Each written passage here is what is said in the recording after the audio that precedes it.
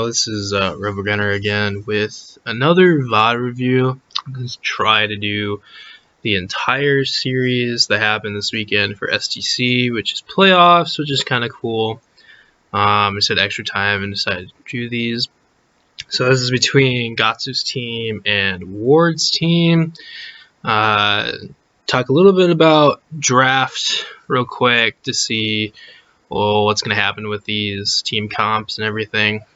And the plays and everything, and then digest the game and tear it apart, hopefully, and see what team could have done something better, or if things did go well for one of the other teams. So, with initial drafting, you have Shen first pick, which is honestly really weird because it's one of those picks that's not really a priority pick at all. It just means that they don't really have a priority pick that they want, and so basically Red Side gets all of the benefits because you get all the counter picks that you can have if you want without worrying about anything. So, which is kind of one of these leagues where it does feel like, with the exception of a few junglers, or if you have players that have the same champion pool, which is very unlikely except for the fact that we have a unreasonable amount of Katarina mains in the league. It seems like besides jungle, there's nothing else that really shares priority. So it seems like Red Side just happens to have a lot of pressure, or a lot of benefit of being on the Red Side because you get the counter picks. So Gatsu's team basically looking like they're trying to maybe be aggressive in the bot lane because the Jhin is more of an aggressive pick. Not the greatest position right now in the current meta. I don't think he's actually terribly strong. He fits in a couple compositions, but not too much. Matchup with Morgana. Hopefully they're going to try to either get a snare and then get into another W with the Jhin, try to pop off that way. Would be really good. Other than that, I don't think they're going to be able to do a whole lot against Sivir Nautilus. Nautilus is definitely pretty good support right now, but can get kind of shut down by the Morgana. Mid lane is Malzahar versus Azir. Azir can bully the Malzahar around a lot early on because Malzahar early game is pretty weak. Nunu versus Hecarim. Nunu is going to be trying to do counter ganks. He can also do ganks himself. While Hecarim is just going to try to snowball because that's kind of the champion is. And then Swain versus Shen. Swain has the entire lane to himself. Like, Shen has to hit the taunt and then maybe get a trade, while the entire time Swain's just going to be trying to stack up his passive and bullying in the ranged versus melee matchup itself. And it looks like Gatsu's team had a penalty because they didn't get any bans, it looked like, so not much you can do with that.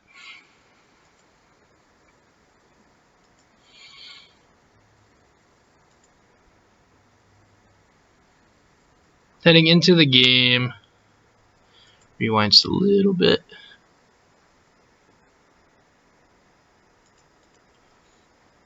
So it looks like everyone's going to do a 5-point, possibly no summoner spells expended or anything like that.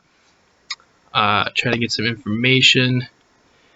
And basically, like I said, Swain's supposed to dominate the top lane with the Shen trying to survive and maybe do some ganks later on. Team fights look kind of awkward for the blue side team because it really does seem to be you don't really have that grid of initiation besides a Nunu snowball, and that's pretty much it. And then I guess you have the Shen going on that, but the problem with the Shen is the Shen's not going to be able to side lane that well because you have both Malzahar and Swain. Which is going to be a heavy magic demographic, so he has to build a lot of MR, but then if the Hecarim comes into play, it's just not going to be that great. So one of the things with Shen is it always feels awkward to draft him because he's got to be able to split push relatively safely, which he probably won't die to either the Swain or the Malzahar, but he's just never going to be able to get the push on because he just won't be in the position to get a nice hook here. And this kind of the problem is they don't back up enough when they hit level 2, so that's another quick thing. Some trades in the middle. We like the spectators to move around the positions of the champions, but it's kind of whatever. Sivir, Nautilus is going to push in this lane pretty well. And we get free kill, maybe the Ignite, yep. So that's just one of those things where, even with Spell Shield, like, you can't just walk up to the wave like that when you're getting pushed in so hard with Ignite and everything. And you just got to sit at the tower because you already lost the push. So trying to get the counter push and everything is just not going to work out that well. And as you can see in the top lane, Shen has no way of pushing this out. Like, he's going to have to go Tiamat first, which is going to feel really awkward because it's just more damage. And he could try to go in for the all-in, but he's not going to be able to go Sunfire Cape anytime soon. So he's definitely going to have to go the Tiamat route, which is fine. Mid lane is just going to be more of a farm lane. The Azir can force trades onto the Malzahar just because once the Malzahar blows his E, that's like the main damage, and that's pretty much it. And then the Azir can just keep trading with his soldiers. Gank pathing is looks like the junglers just decided to farm it out, which is kind of fine. Here we get a gank from the mid lane, which is actually pretty good to get the flash out from the Malzahar. There is a ward for red team in the top side of the bush, but against Nunu, who's going to be there relatively fast, you actually have to ward deeper. So you're going to have to ward somewhere around in the middle of the jungle, maybe the Pixel Brush, for that to work. Hecarim's still just farming, which is kind of fine. We'd like to have some pressure, blow the Ignite relatively early so that you can get more pressure in the lane. Maybe look for like a dive from behind. Here's a gank from top lane, which makes sense because you just saw the Nunu. They shouldn't really get a kill here. These don't have the damage for it. I mean, the Swain's going to flash the last second. Might actually have gotten a counter kill if the Nunu didn't flash himself. Because that's just one of the things is like if you gank the Swain, it's fine, but you really just don't have the damage until the Shen gets Tiamat himself. But a solid 10 CS in top lane is pretty good because that's going to probably extend for a little bit. And this is kind of where the mid lane matchup shows where Azir just outranges the Malzahar, gets a gank, but can't really do much with how Azir works and Hecarim works and everything. So honestly, what they should be doing is playing around bot lane because you already got the kill, and you're just going to be planning on pushing the entire time. So Hecarim and the Malzahar should look to be roaming bot as soon as Malz hits 6. Trying to leave the top lane alone because honestly, you're not going to have too much kill pressure on the Shen unless the Shen just stays when he shouldn't. Honestly, like he's still staying at half HP. You should definitely be basing and going back. He might be waiting for Tiamat money probably. Same thing with Malzahar mid. Just waiting to clear while he's getting a lane gank from the Nunu. And this is one of the things where you just can't stay this long because you have no mana. You don't have flash. He's trying to push out the wave, so you need to call for your jungler for that to work. Nice binding's not going to result from anything. But that's the thing of where if you overstay because you don't have summoners or mana, it's like you're just going to die and feed a kill. There's nothing you can do about that. So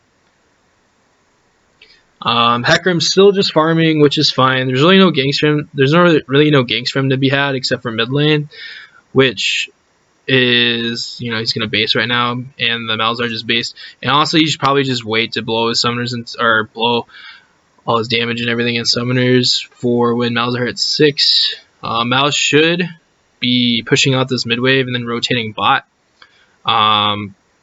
With Hecarim probably rotating bot and looking to ward the jungle and everything and find out where the Nunu is. But getting turret plates here is fine, but it's not actually going to be doing too much when you're constantly pushing bot lane down a tower. You should probably look for a dive, especially with the Aftershock, onto the Nautilus and everything. Have him tank up real early. He still has flash. You still have heal. You have all your summoners in bot lane up. So it's definitely something you can look for. Shoving this wave and then roaming. Don't know if that's going to happen here. Hecarim gets the Skittle Crab, so he's probably going to be looking for his red buff. What he should do is go from red, get a nice hook here, late spell shield. So since you just chunked out the bot lane, once again, this is where Malzahar should definitely be looking to push the wave real quick because he can do that now that he's got his last chapter, and then looking to roam bot lane. Hecarim's just trying to go for the high experience. Here's the gank from the jungle. The thing is, they don't have the damage. Like, there's no way you kill the Swain here, right? Like, between the healing, the passive, and here comes the Hecarim. I guess this is kind of the problem, right? Where the Nunu should not be looking for a gank here, right? Because you have like why you gank there would be so that your Shen can then TP or then uses ult somewhere else for a play across the map. But the problem is that like you could probably ult the mid laner, right, as the Shen, and then the mid lane could try to do some stream of shuffle kind of action, and then you could get locked down onto the Malzahar there, which would be really good play. But if you try to gank for the Shen, like you just don't have the damage to kill the Swain, right? So it's kind of a bad reasoning and bad plays being made there. But since it didn't work, kind of shows that it's not the lane you want to be ganking unless you want the Shen to ult someone immediately afterwards. So right here, Malzahar is going to base. No one's really looking for the bot play, even though they're pushing the entire time. You could definitely look to get some of those plates gone pretty early for this. The Azir is just looking to poke out the Malzahar. It's perfectly fine. He's trying to farm up. It's about even CS. Top lane, the Shen's losing in CS, which is to be expected. The Nunu's behind in CS just because the Hecarim's been farming the entire time. The Hecarim went Cinderhulk, which I think is actually the correct play unless you get like 2 or 3 early kills. This is like the point where you really just want to get your early items so that you're tanky a little bit and have that have being dives and also being able to trade a little bit better. Then you're just trying to get the Skittle Crab. Vision on the Dragon is actually really important because you can solo Dragon pretty early, so that's definitely going to be something. This is kind of where Malzahar doesn't really want to be in lane right here because, once again, his flashes came up, and he's an immobile carry.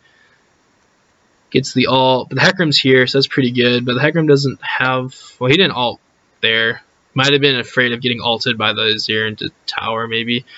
Not pretty sure. They could have all gone on ult in there and probably gotten something out.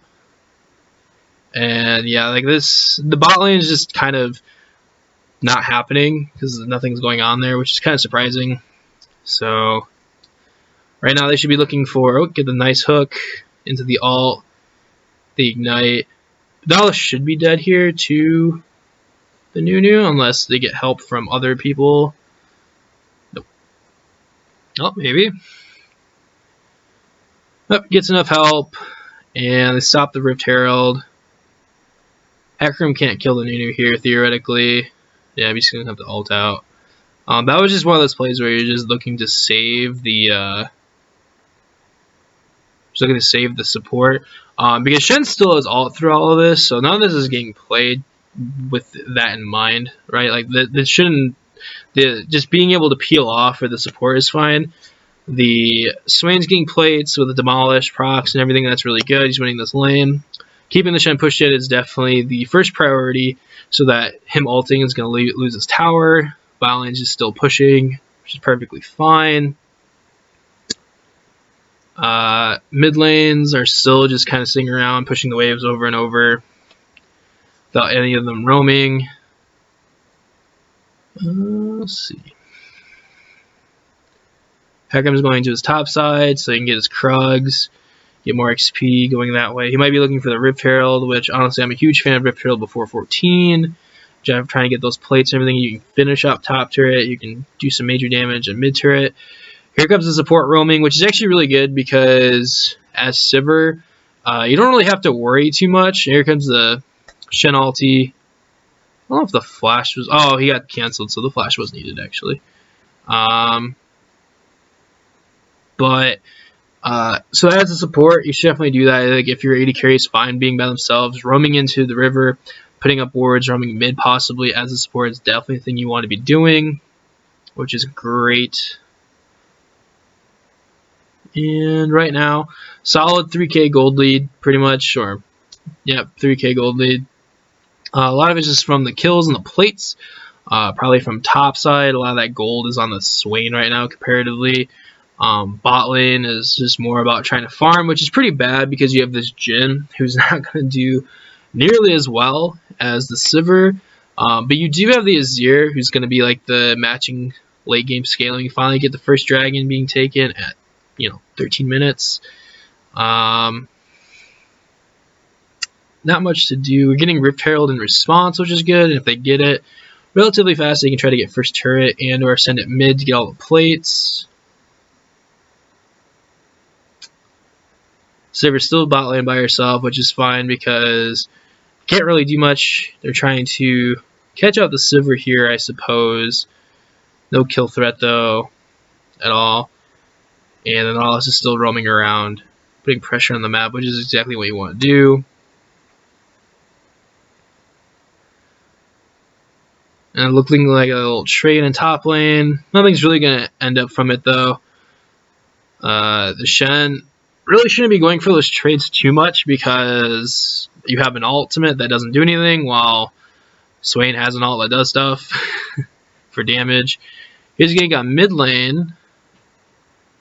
They should definitely get the kill. Yep.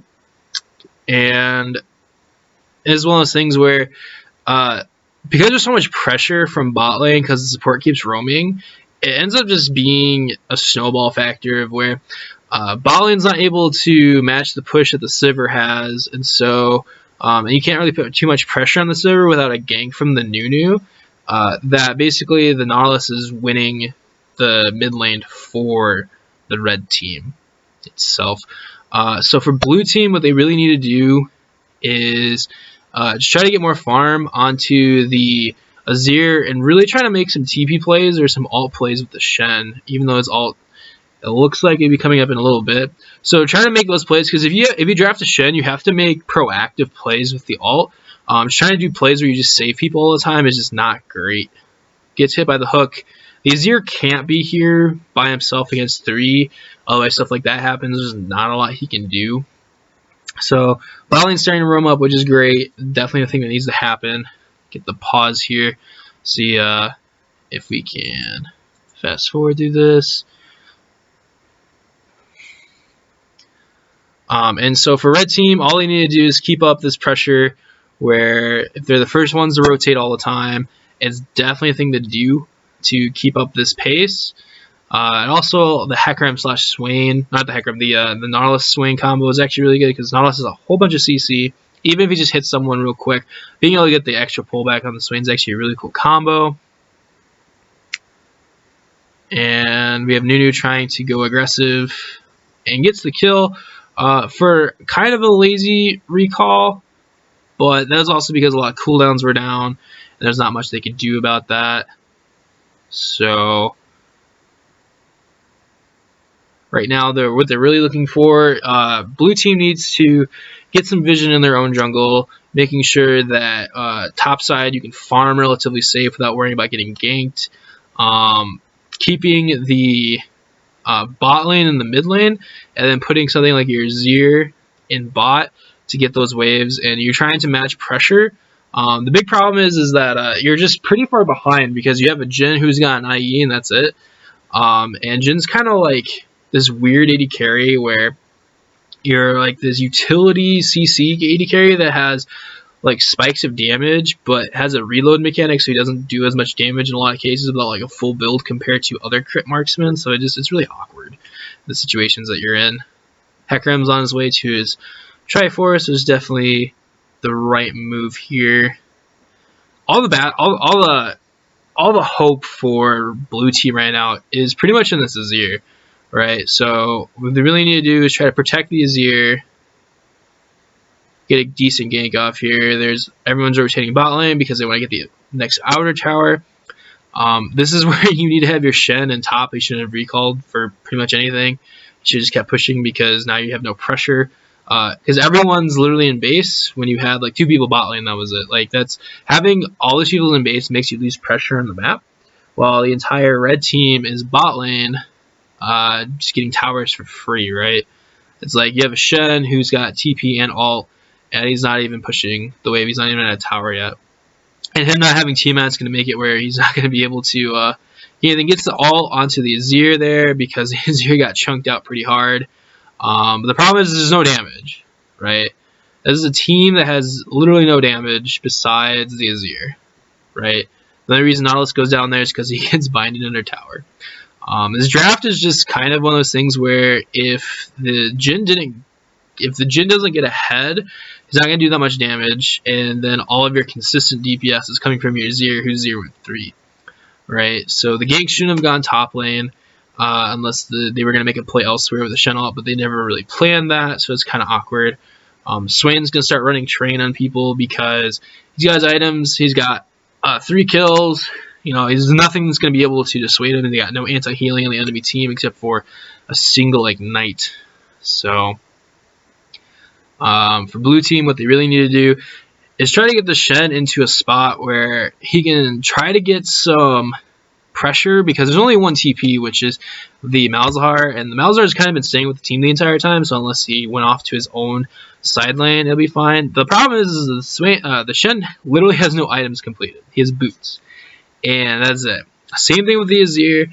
They're just really far behind, and it's one of those awkward things where they just need to sit in base and try to CS, get some wards up, and just have it where the Shen is pushed up but maybe not showing on the map, so that if something happens, he can try to be able to push a tower, get some gold for his team, because there's no turrets that have been taken, and it's just one of those really awkward positions for that. Like, the Shen should not be here trying to share XP and CS with deity carries, right? Like, you should never be in the same lane. You have TP, it's fine. You have MR, so you can try to deal with any of the other solo laners that are happening. So, like, honestly, you could probably, if you finished up as one of his items, you could probably 1v1 the Malzahar. Probably not the Swain, but definitely see here. Clearing some wards. He should be fine here. I don't think the Malzahar has the damage for this, yeah. Doesn't have the damage, kind of wastes his ult on a cooldown when now they're not going to be able to do anything with the Malzahar for a little bit. He does have TP, which is why he's in a solo lane. Getting a gank here, which is definitely the right play. Don't think the Jhin can do it. Gets the kill. Alright, that's pretty good. And yep, the Liandry's burn. Swain should die here, because without having his ult, he won't be able to do a whole lot. Alright, so first time we're going to rewind real quick. See how blue team could have actually prevented this. I hadn't even vision. So you don't have Shen ult yet, and you don't have any vision here as blue team, right? Like, I think you have a ward that's on Raptors, which actually might have shown Hecarim, which is why you have the bot lane kind of roam down. But this is the point where you really need to get out as the Azir, right? Because without having wards, you don't know who anyone is. And your Shen doesn't have ult yet. He has TP, which he should be channeling right now since we see it. It's not happening. Gets the nice ult there. Here's the Jhin. The flash heal, which he could have tried to use to save the Azir. Yeah, the entire bot lane came. No TP. The Shen just kind of walked. And if you look, no one's answering top lane, no one's answering mid lane. You have Nunu, for some reason, in the enemy jungle, when he should be doing lane ganks on the solo lanes, right? Because that's actually one of the things that Nunu's really good at, is lane ganking. So he could definitely have been helped with the Azir in that instance, trying to lane gank through here. Also, same thing with the Malzahar on top lane.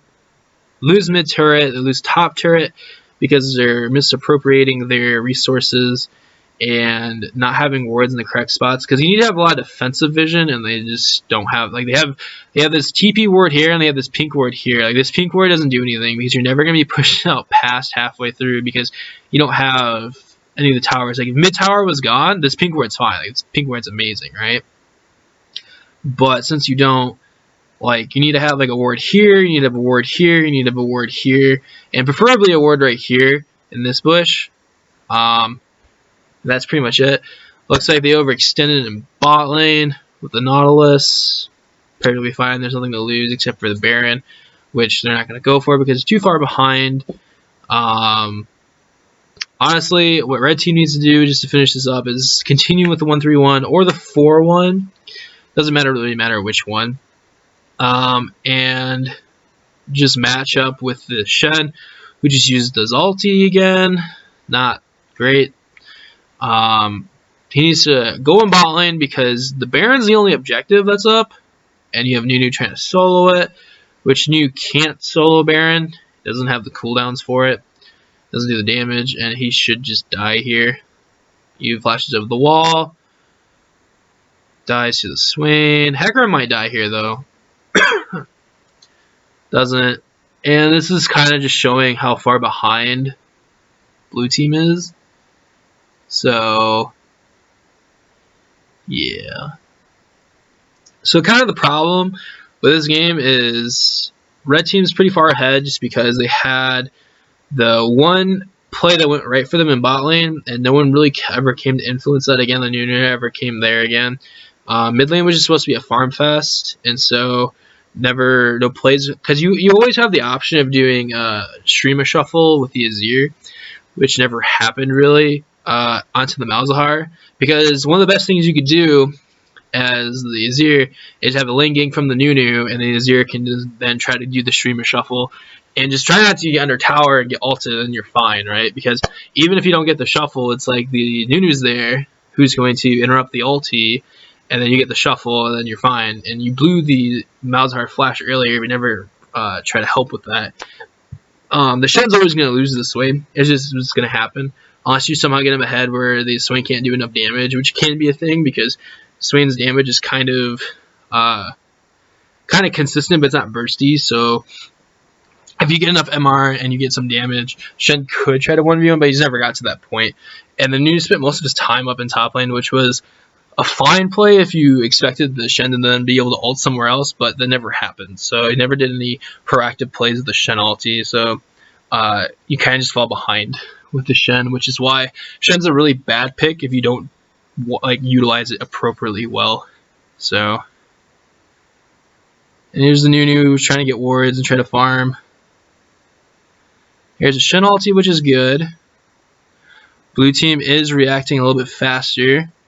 Should definitely get some kills here. The problem is you still have Malzahar on top lane, so someone should be basing right now, like immediately, because you have to deal with bot and mid lane. You only get one kill here. Shen might die. Should be able to get the kill, yeah. Gets that. And the Azir should get the kill on the Hecarim if played right.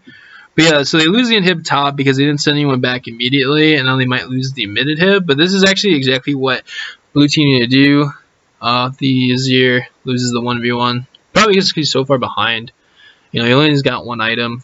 But it's kind of one of those things where like you have to use a Shen ulti on proactive plays like that, for example.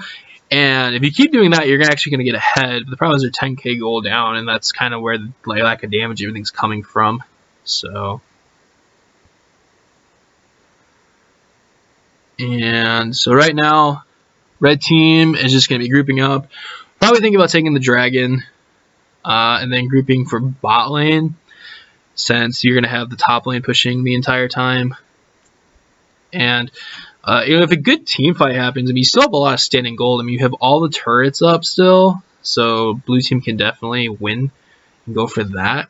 But they're just so far behind, but they just have to hug their tower, try to keep top lane out, taking the blue buff and not giving it to your Azir or your Jhin probably isn't helpful exactly. But itemization is looking good across everyone pretty much. So the bit like I said, kind of back to the draft part is since your Azir so far behind, like the only damage source you really have is the Jhin. You have 2 tanks, which is not very good. So in this kind of composition, you fall behind. All right, and we're gonna have an engage. It's looking actually pretty good for blue team. If they weren't for so far behind, they'd actually have the damage to do this. But they just have no damage to output this, and they kind of just all die. Because they had some tank stats, which is great. They could survive a fair amount of time, but there's no damage to do anything. Like if you have a regular crit 80 carry, might be able to do something there. And then the Azir just didn't have enough time to just kind of sit there and being able to use his abilities and sit there and auto with his soldiers long enough. So it's definitely one of those things where draft kind of pointed to you needed to make sure the Azir didn't fall behind and probably try to go through bot lane with the Linginks from the Nunu, because you can set up with Jhin ult into a snowball, and that could probably help a little bit with the Nunu ganks and everything. And then you have Morgana who can land bindings. Mid lane definitely could also be helped with the Nunu ganks. Top lane should probably never go unless you're going to try to make a cross map play with the Shen. So that was kind of just all disorganized with that. Red team played out pretty well. Top lane ganked once or twice, which is fine. Just try to get the Swain in a nice spot against the Shen. Mid lane probably could have ganked a little bit more because you have Malzahar ulti, so that's just always one of those things where if you can just ult, then you can get the pushback on the Hecarim E, and it just helps out a lot. You can always get the kill there probably. Not a lot of roams bot lane by either the jungler or the Malzahar, which is kind of interesting considering they were pushing their tower. You can try to make some dives happen with the Aftershock on the Nautilus, and you don't have to hook in. You can just walk them in auto and then hook out to try to buffer the CC from the Morgana Q. But otherwise, it was pretty good games overall. Just maybe draft a little bit differently to, if you fall behind on certain carries, your damage demographic doesn't completely fall apart. So that would be the end for this game and game 1 of this series.